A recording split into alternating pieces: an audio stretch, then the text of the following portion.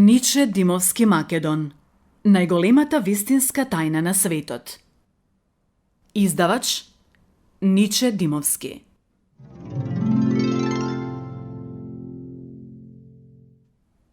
Страв. Да се наблюдува животот без страв, да се прифатат законите на природата, и тоа не кротко, туку онака како што им личи на синовите на природата, што имаат храброст да бараат и да поставуваат прашања, да се чуваат мирот и спокојството во својата душа. Тоа се убедувања што придонесуваат за среќата. Морис Метерлинг. Науката потврдува дека кога се раѓаме, во нас има само два вида страв. Страв од силен звук и страв од паѓање, од висина. Ниту еден човек на светот не се родил со трет страв. Овие два вида страв се природна заштита вградена во човековиот ум. Сето останато од што стравува човекот е стекнато со развојот на личноста и е запишано во мозокот, на лентата на меморија со верба во тоа. Во зависност од интензитетот и неговата различност, секој човек стравот го доживува индивидуално. Ако кај еден човек нешто предизвикува страв, друг воопшто и не го забележува тоа. Секој запис на страв, најпрво, ни е наметнат од нашето обкружување, уште од раѓањето, зашто се најзаслужни нашите најблиски, првенствено родителите и потесното семејство, а потоа пријателите и непријателите. Целата околина, свесно или несвесно, постојано действува да не програмира и да не стави под контрола. И ако се прашуваме колку таа успеала во својата цел, одговорот ќе зависи од она во што сме поверувале. Секој страв носи своји последици се додека не се надмине. Искреноста на децата им дозволува да ја прифатат речиси секоја невистина искажана од обкружувањето. Кога родителот сака да воспостави ред за јадење, играње, спиење или да го дисциплинира детето, му вели «ке си отидам и ке те оставам сам». Тогаш многу природно е детето да стане голем зависник од родителот, плашејќи се да не биде напуштено. Тоа започнува постојано да трча по мајката, барајќи таа да го земе во прегратка и да го замени стравот со сигурност. Ова е еден од првите посилни стравови кај многу деца и може да служи како пример за тоа како не смее да се постапува со децата. Истото се случува и кај останатиот жив свет. Водени од инстинктот за опстанок, животните кога се во опасност, веднаш ја бараат заштитата од мајката и трчаат кон неа. Например, некои видови мајмуни и до 2 години не се одвојуваат од нивните мајки. Многу е природно тоа што сите ние се плашиме. Имено стравот е природна, инстинктивна емоција што не предупредува кога се наоѓаме во опасност и има задача да не заштити, за да можеме да продолжиме со опстанокот. Поради ова тој може да се дефинира како еден вид благослов што ја буди нашата предпазливост, не предупредува да ја вклучиме свесноста и да размислиме пред да донесеме одлука како да реагираме во одредена ситуација. Овој систем е речиси совршен, но тука лежи измамата. Кога стравот доаѓа да не предупреди, поттикнат од опстанокот, тој има огромна желба да не заштити. Тој со сите своји сили настојува да влезе во системот на нашето логичко размислување, со чија помош ние одлучуваме како ќе постапиме во новонастанатата ситуација. Доколку дозволиме стравот да ја превземе контролата над логичното размислување, тој ќе има целосна контрола врз нас и од истиот момент ќе загосподари со вашата свест. Благодарноста е спротивна на стравот. Робин Шарма. Стравот има огромна моќ над емоциите. Кога се појавува, се формира слика во согласност со него. Доволно е таа слика само да се регистрира преку мислата, макар за дел од секундата, за веднаш стравот да реагира преку емоциите. Независно од тоа кој ги повикал емоциите, дали нашата плашливост или желбата за успех, Тие се толку моќни што веднаш ја доловуваат сликата и доколку ја задржат неколку секунди колку што трае возбуденоста од емоциите, таа може да стане реалност. Секому се случило да се наежи од позитивна мисла или збор. Всушност, тоа е оној миг кога се менува нанохемијата во телото и таа промена човекот ја чувствува во себе. Тогаш, секоја клетка реагира во зависност од чувството, па стравот може да ве принуди да поверувате во злото. Ако поверувате дека може да ви се случи нешто полошо од злото што го преживувате во моментот, вербата во тоа ќе формира негативни слики. Преку вербата во тие слики ќе започнете да го привлекувате она што сте го замислиле. Секој страв предизвикува уште поголем страв и го создава токму она од што се плашите. Од ова произлегува дека победата над стравот е почеток на мудроста и таа храброст во себе носи гениалност и магија. Секогаш е потребно добро да се анализира секоја новонастаната ситуација. Ако кон секој предизвик придете без страв, тогаш веќе нема од што да се плашите затоа што стравот ќе се приплаши и ќе исчезне. Затоа, против него борете се со истото оружје, какво што тој користи против вас. Само така ќе имате контрола над себе и над него. Тоа оружје е храброста. Кога ќе го победите стравот, веднаш преминете во акција. Секое одолговлекување води кон уште поголемо сомневање и предизвикува уште поголем страв од првиот. Вистинска доблест на човекот е неговата способност да направи јасна разлика помеѓу важното и неважното, главното и споредното, итното и тоа што може да почека. Ако успее во тоа, вратите на успехот му се отворени. Д.Р. Гилберт. Кога се плашите, верувате во две сили, доброто и злото, наместо во една, успехот. На тој начин само го предизвикувате сомнежот со што го труете умот и телото, привлекувајќи ги несреќите и болестите. Не постои ништо помеѓу вас и вашите желби за највозвишени цели, освен стравот. Луѓето мислат дека ќе се ослободат од некоја проблематична ситуација ако побегнат од неа, но подоцна забележуваат дека каде и да одат, таа ги следи. Тоа се случува затоа што стравот постојано не следи, појавувајќи се во различни форми што се замислени од нас во зависност од знаењето со кое располагаме. Ако дозволиме само еднаш стравот да завладее со нас, и ако допуштиме да навлезе во нашиот ум, тој ќе ја превземе контролата врз нас и ќе не доведе до летаргија со единствено убедување дека е важно да обстоиме и дека на ваков начин сме безбедни. Тогаш ние ќе поверуваме во ова, поттикнати од желбата за опстанок. Плашејќи се да не го изгуба тоа што го имаат, луѓето се одлучуваат на најсигурната можна варијанта и не сакаат да превземат никаква акција. Никој не се плаши од нешто непознато. Дури да се создаде страв за нешто што навидуме непознато, мора претходно по пат на визуализација да се создаде слика за непознатото. Токму затоа луѓето стравуваат за иднината, за себе, за најблиските и за безброј други работи. Кажано со неколку зборови, постојат безброј работи од кои непотребно се плашиме. Од околината, системот, државата, целиот свет. Од се она што ни е наметнато со цел некој да ја има контролата врз нас и да ни ја краде енергијата. Сите грижи и стравувања се кратци на нашата енергија и време. Честопати си велиме, што ќе помислат луѓето за мене ако сгрешам, ако не сум во право.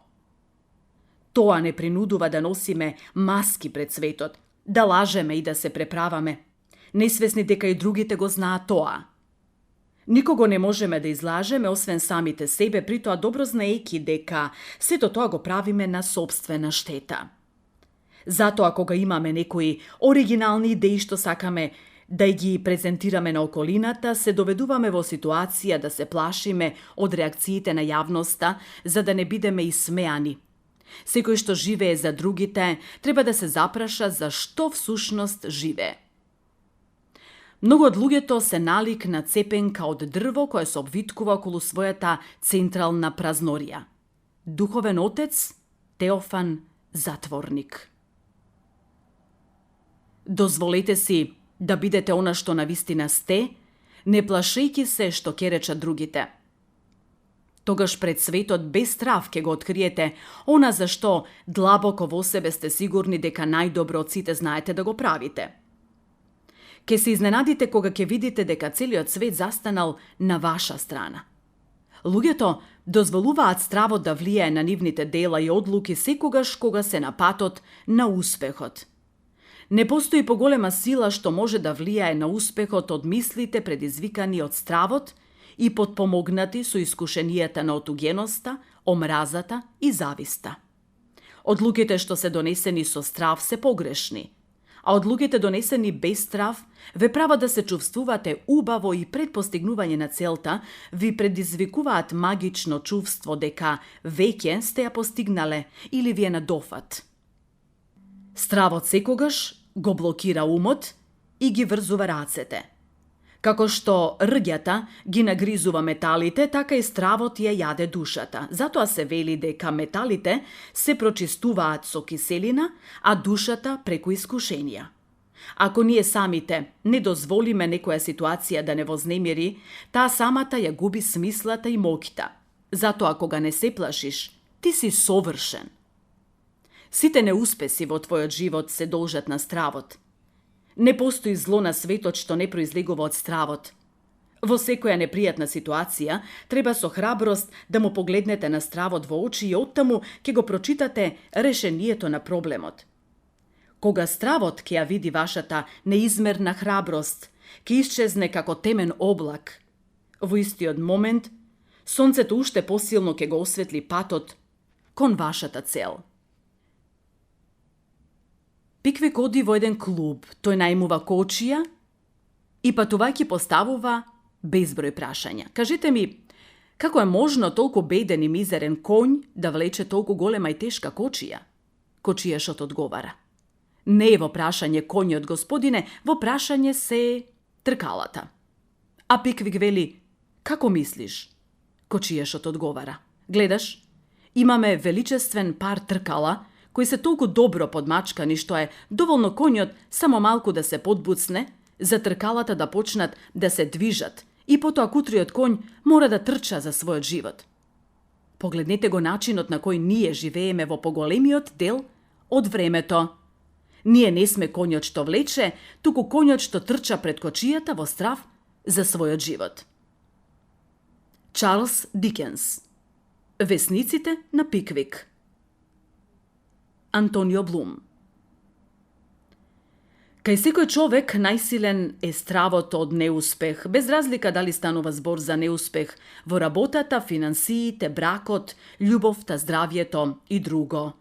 Секој страв го нарушува здравјето и е поврзан со симптомите на стресот. Тој ги повикува болестите, ја нарушува работата на органите и жлездите со внатрешно лачење во човековото тело. Оние кои го надминале стравот се харизматични и успешни во се што ќе замислат.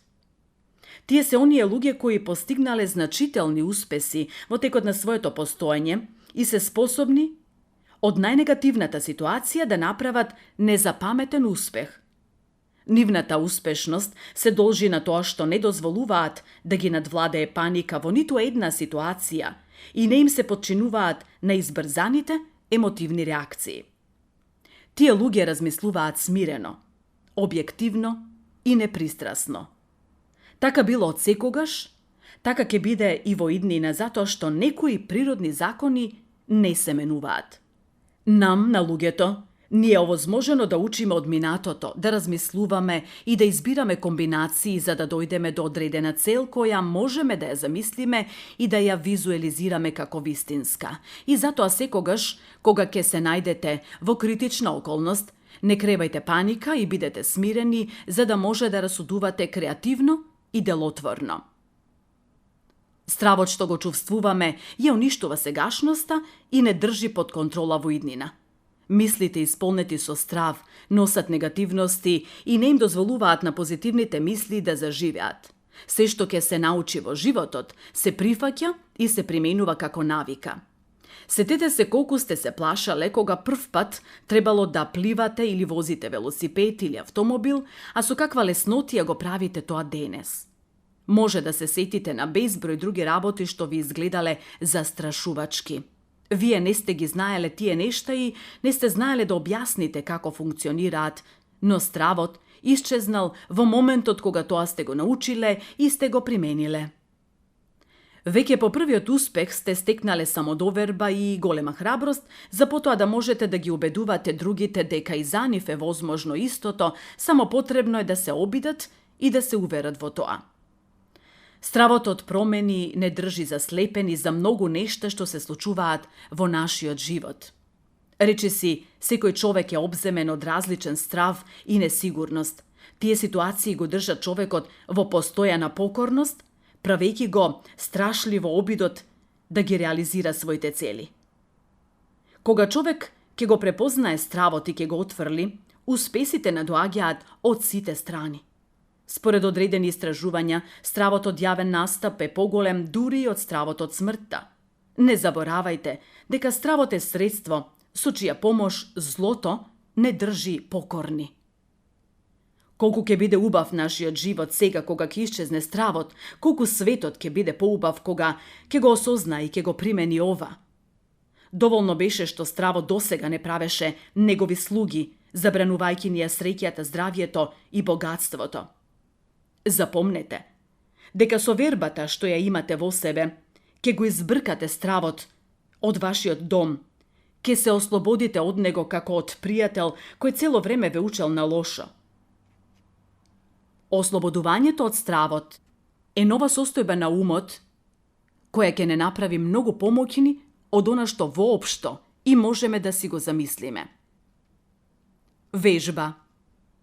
Од денес ништо не може да ме совлада затоа што ти си замина, се мисли на стравот. Се разделуваме сега. Оди во мир и не враќа се никогаш повеќе. Јас сум создаден да бидам среќен. Повторете ја оваа афирмација секогаш кога е потребно. Дозволете до вас да стигне најубавиот подарок што некој ви го подарил. Во своето срце примете ја радоста за никогаш повеќе да не се плашите и да не тагувате. Од денес, вашиот поглед кон светот веќе никогаш нема да биде ист. Добре дојдовте во рајот на мислите без страв. Нашите сомнежи ни се непријатели и се причина за загуба на многу нешта кои би ги постигнале доколку не се плашиме да се обидеме. Вилијам Шекспир.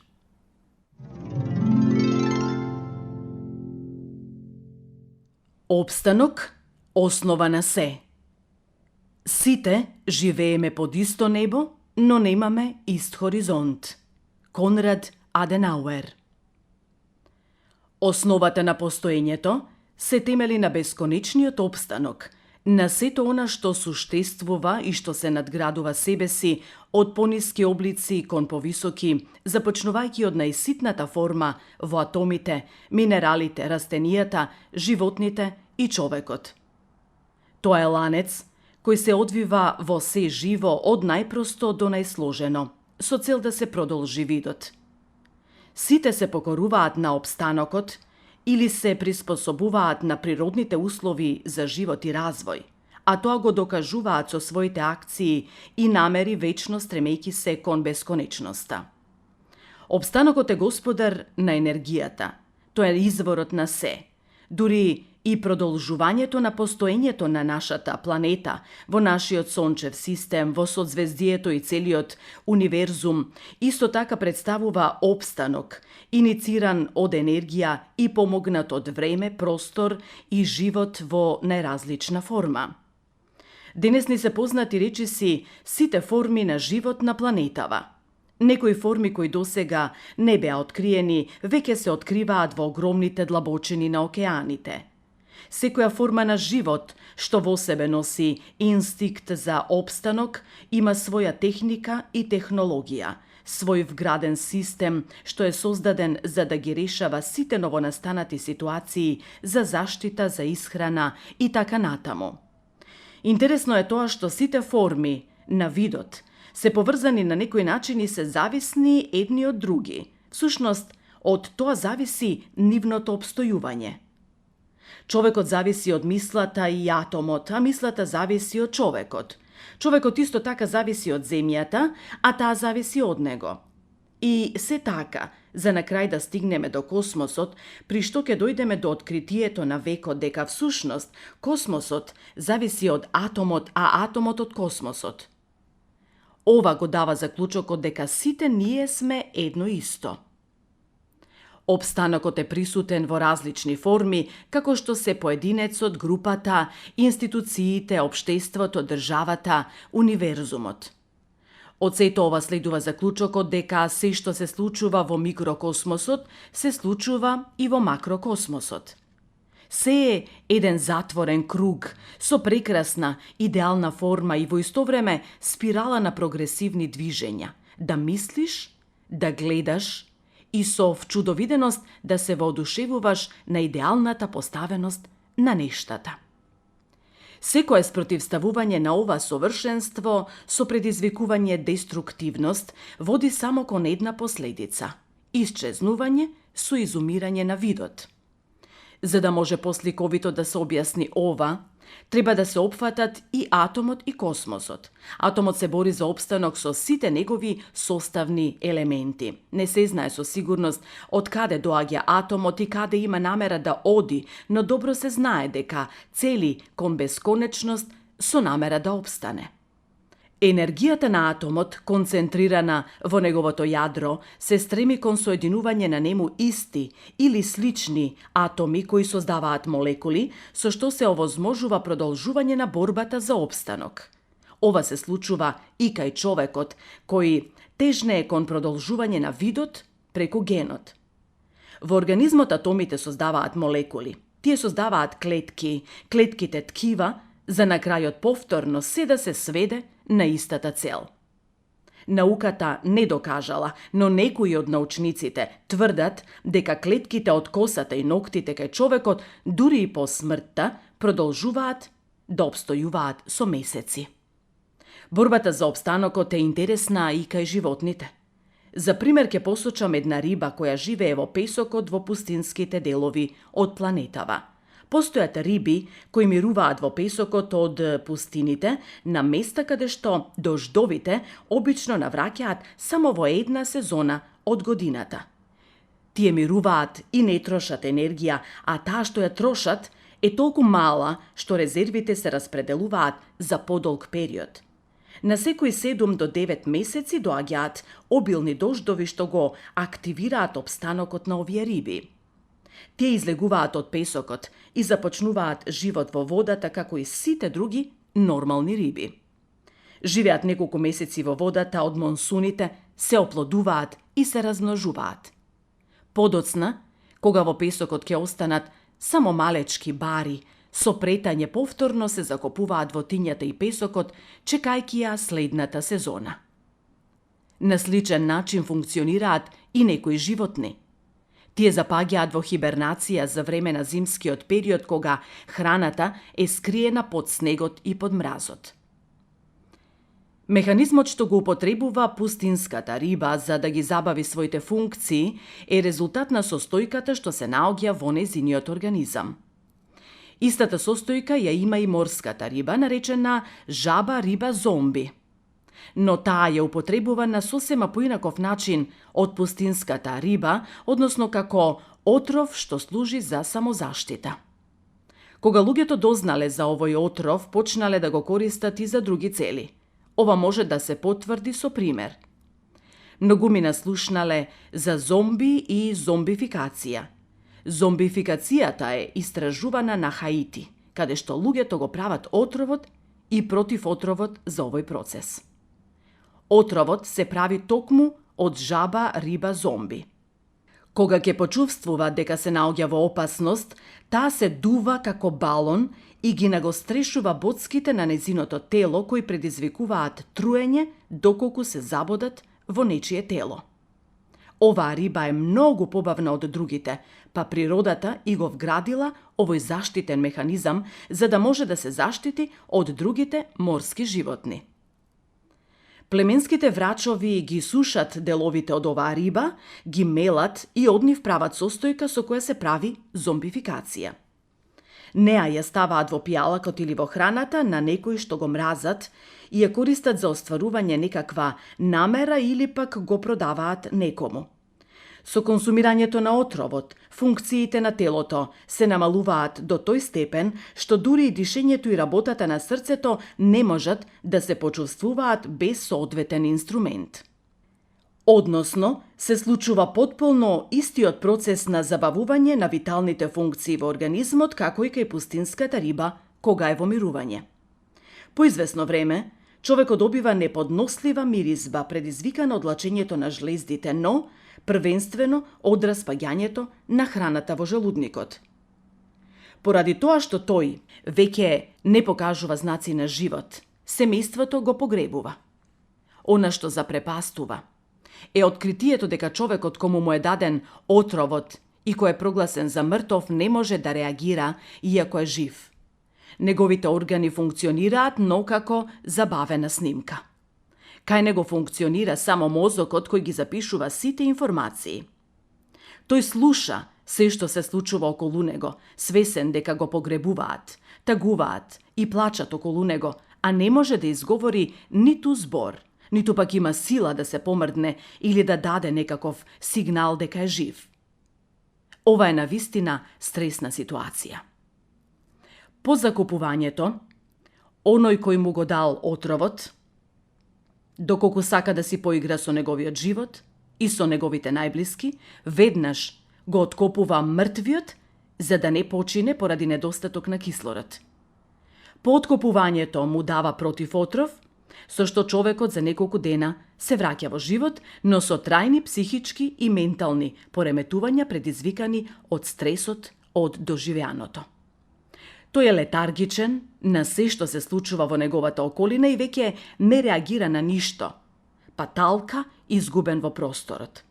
Честопати се случува да се врати во семејството поради што тие се вчудовидени. За сликовито опишување на ваквото однесување се употребува зборот зомби. Со оваа риба се вршат долгогодишни испитувања во хумани цели, за да може по потреба да се примени тоа и кај човекот. Овој пример покажува дека, доколку и кај човекот се забават сите функции со примена на одредени стимуланси, може да се чува под медицински контролирани услови до пронаоѓањето на лекот или органот што му се потребни. Целта на овој пример е да покаже дека постои начин како по природен пат да се конзервира телото, да се забават животните функции, но под строго контролирани услови. На овој начин организмот може да остане жив се додека тоа е потребно, без да дојде до негово оштетување. Да земеме и еден пример кај растенијата. Секое зрно семе од секое растение на планетава може да биде заспано со години, а во посебни услови и со векови. Ако се замрзнат некои видови семе, тие може да се активираат и по илјадници години. Например, во Египет беа пронајдени зрна пченица во ќупови што се чувале на суво, а во Сибир се пронајдени семиња од растенија во желудникот на замрзнатите мамути. Енергијата што ја поседува секое зрно се активира од моментот на потопување со вода. Од тој момент зрното се буди и следните мигови во него се раѓа силна желба за продолжување на видот, па ништо не може да го спречи овој развоен облик доколку зрното се чува при соодветни услови. Во следните 72 часа, секое зрно го достигнува својот максимум на ртливост. Науката се уште не може да открие од каде произлегува тој наплив на ензими кај секое зрно. Што е тоа што го буди зрното за во еден момент да реагира со толку голема брзина, дури ако тој период на спиење траел илјадници години? Одговорот на ова прашање е едноставен. Тоа е опстанокот. Уште еден пример за опстанок е мрестењето на јагулите, кои за таа цел патуваат илјадници километри и одат од Охридското езеро преку Црндрим до Саргасовото море, каде што се мрестат и умираат. Кога јагулите заминуваат, тие пливаат од десната страна на реката, а нивните потомци, водени од инстинктот, се враќаат во Охридското езеро, пливајќи само по левата страна. Опстанокот е постојан нагон на подсвеста која е создадена токму за да го спроведува. Подсвеста има задача да се движи по линијата на животот и секогаш настојува да се движи кон бесконечност. Кога ќе се наруши незиниот природен нагон, со мисла доволно силна да иницира болест или смрт, таа се бори за опстанок, но таа сепак попушта пред силното верување на свесниот дел. Замислете го опстанокот на нашата планета. Таа се движи и не се судира со ниедна друга. Но, што е поинтересно во овој миг, бесконечен број планети за кои може да се направат пресметки каде ќе бидат по 100 или 1000 години, се движат без да се судрат. Опстанокот е во атомот, кој што не може да се згмечи или да се уништи исто како што и Земјата не можете да ја изместите од нејзината орбита. Се што постои се стреми кон вечен опстанок и совршено функционира во системот се до моментот на губење на неговата енергија и неговото исчезнување со деструкција.